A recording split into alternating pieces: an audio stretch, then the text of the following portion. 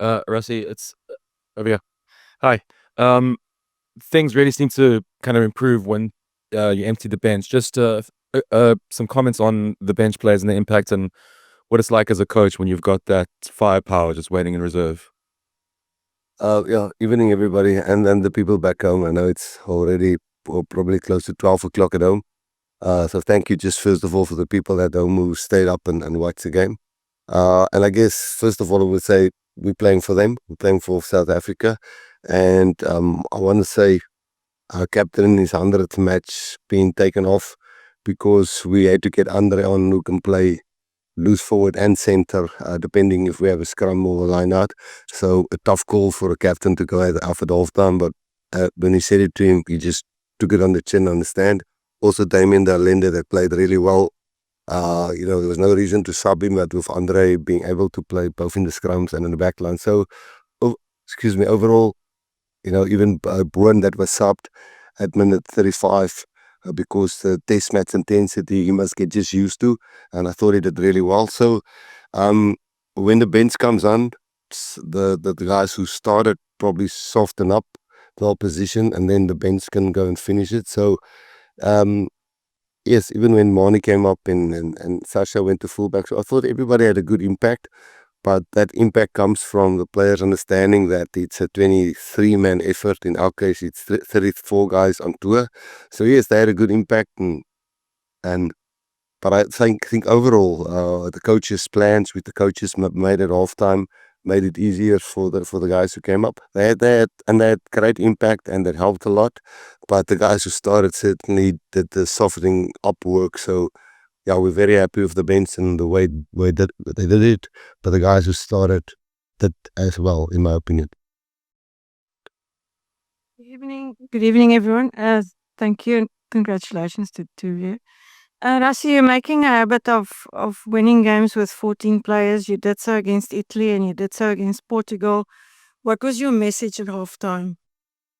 No, that's why I say I think you got a defense coach, attack coach, but Dwayne's doing the breakdown, Dion the lineouts, down the scrums, Tony the attack, and you have to make plans for attack and defense, breakdown, scrum, lineouts, and then the players comes up with it, which I can take very little credit for what was said at halftime because this bunch, although a lot of people said they getting old, they are wiser, they are calmer under pressure, and we desperately wanted to win this game. I know France are ranked 5th in the world, and people might say, "Oh, you're ranked 1 in the world. You should be for 5 in the world." But playing here, and again, the atmosphere, I think the French can be so proud of their supporters. And it was for us fun. It was intimidating, but luckily we've been through this in 2022 and 2018 or 19 and in 2023. So the experience of the players showed halftime. I wouldn't say calmness. There was definitely not calmness, but making plans, and mostly the assistant coaches and the players. And unfortunately, some guys had to sacrifice in the 100th test match, only playing a half. So yeah, all credit to the whole group. Good evening, Siya. You probably focused on the preparation of this game all the week, but do you know if there were people of your foundation tonight at the stadium? And do you know if maybe they found fundraisers or partnership here in Paris? Thank you. I know there's a lot of my family that's here, which I'm grateful for, and people who've helped me along the way. They're all here to come and support. But my whole focus has been definitely on the game and making, because I know how big this game was or it's been, and we knew what the French were going to do, and we saw the way they started, how much they wanted this game. But I think, we'll give credit to them. They really played well, and give credit to my boys as well and our coaching staff for making plans and not panicking. And like coach said, when big calls need to be made, I think that's what makes this team special, because when it comes, it's easy to say you put the team first. A moment like today happens, and then you have to actually do that. And it's not easy, but I think that's what makes our team special. I saw when coach came to ask me, he was really sad, but I'm like, you have to put motion aside in this because I knew like putting a number 5 lock on because we lost Lord. He makes all the calls. Him and the 10 are like and the 9 are probably the most important people. And the way the boys just fought, and I could see, you just see how special it is. And also congrats on coach for his 50th, and it hasn't been about him this week, and he's tried to make it about the team and make it special for me. So congrats, coach. Thank you for all that you do for us. You have no idea what you've done. Just not even just rugby, just our mindset, just how we see each other, how we see our country, how much we understand that what this team means, what it's done in the past, but you've actually made it that it's a privilege, not pressure, to put on the Springbok jersey. And we're so grateful for you. So many of the things that I speak about when I speak, you don't prep us for interviews, but when we speak, so much that we get from you because you get it and you understand it. So thank you for all that you do. Really appreciate it. Siya, so you said Rassie looked quite sad when he asked you to come off the field, but was it easy for you to accept? And what impact could you make from the bench in the second half? You know what's nice is that, coach, I'm not going to lie to you and say it's easy. It's not easy, but you have to put motions inside. The team needs to we have a job to do. There's so many people relying on us, and some things have to be made on the go. And that's what has always bonded us as a team. We always make decisions for what the team needs because so many people rely on the team. So when he made that decision, and it was like, it's all good. And then we went on, but because I knew having a 5 login, it's gonna make life so much easier for everybody else. And this nice thing is that my role in the game itself, there's having Andre there, you could also do the same. And I think, sorry, what was the second part of the question? Oh yeah, and like coach showed us the previous years, and because he told us we knew how much pressure would be in the game. But he showed us the competitive spirit and the excitement we had in the past when we lost in Marseille.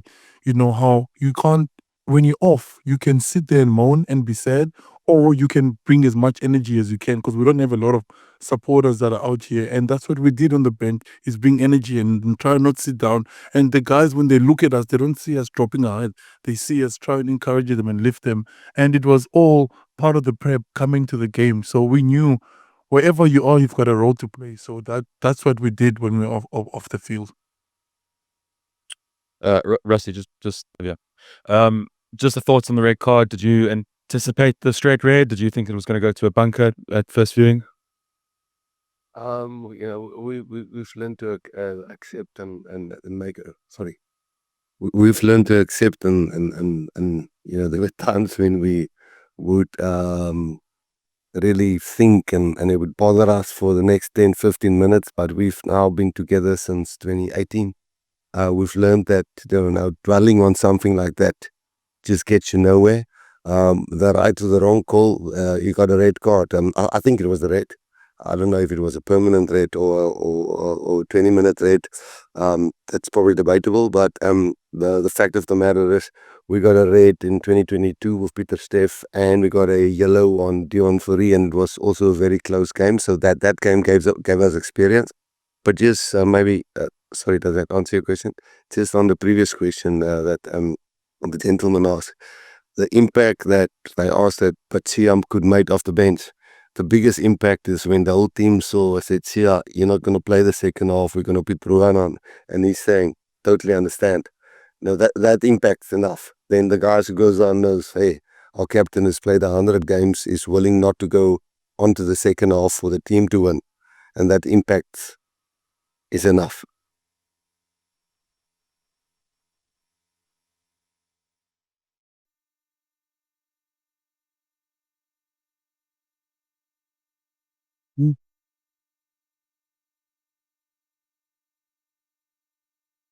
Yeah. Thank you so much. Sorry about the delay. Guys, congrats on the win.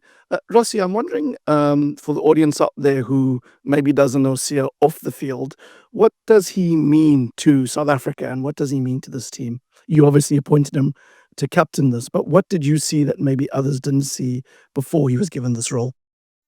We've spoken a lot about that, and a few of those questions were asked in the build-up to the game, and we obviously internally in our team talk about that. I think the connection that he has with all walks of life and age groups and cultures and religions and way of people doing things. We've always said when the bus is on his rush to get to the bus and somebody stops him, he might be a little bit late for the bus, but he'll take a photo of everybody. He'll make sure he'll try to understand.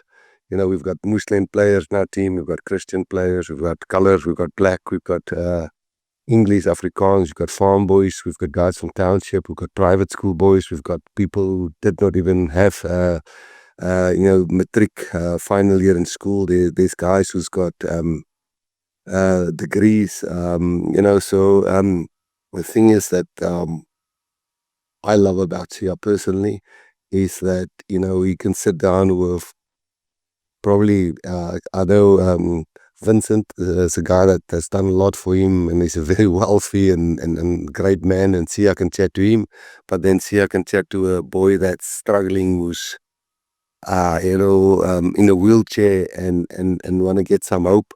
And that's what makes Siya special. And not just the word that he stays humble, he understands those people and he spends time. And obviously then when he gets to the team environment, he controls if I can call it, the climate or the vibe in the team really well. And that's what's I admire a lot of things, but a lot of things about him, but that's probably the thing that I admire most, that he can create an environment where everybody feel we're all worthy and we're all equal. Last question. Hello, sir. Question for Rassie.